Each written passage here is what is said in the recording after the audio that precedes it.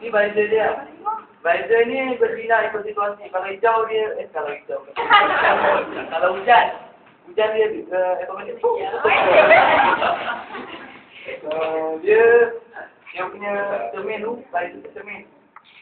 Dia kalau macam sekarang ni kan panas kan, sinaran UV bahaya. Dia ikut situasi tau. Kalau kadar UV tu tinggi, dia macam kurang nanti. Ada teknologi, nama teknologi kan? Dia punya ni, betul ni, aerodinamik lah. Kalau buat laju mana pun laju, dia tak boleh sangkut-sangkut. Laju dia. Lepas tu, dia punya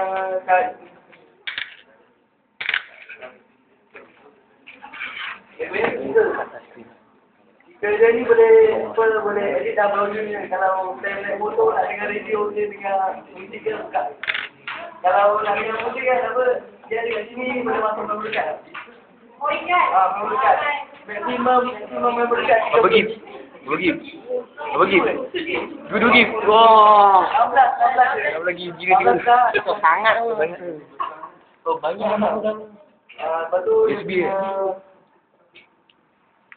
Speakernya ni boleh ubah volume. Dia ada butang boleh edit volume dia. Busuk.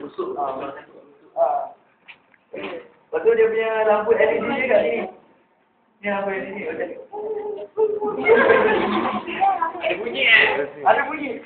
Nama speaker. Dia automatik waktu malam buka. Sebenarnya itu mikrofon lah. Kalau ada orang telefon jawab pun boleh jawab. Komunikasi. Komunikasi. Mic. Dia boleh rekam suara juga. Lagi dia punya aplikasi komputer dia ada Bluetooth, Wi-Fi, nombor listrik.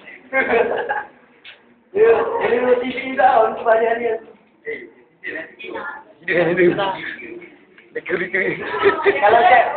Kalau jam. Kamera ni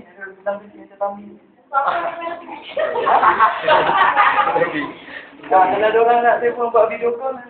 Mana boleh nampak? Kalau jam. Tarik baik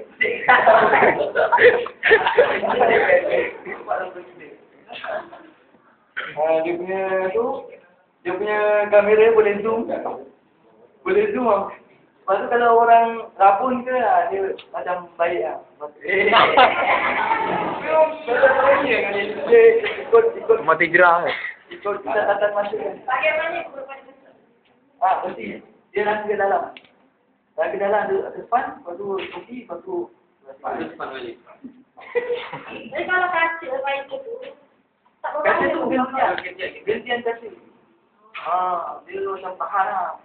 Apa untuk mana pun lah. Macam je tak?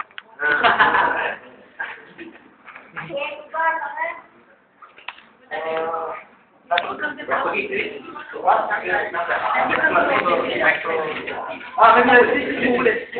Kadang memori stick apa tu kan duduk.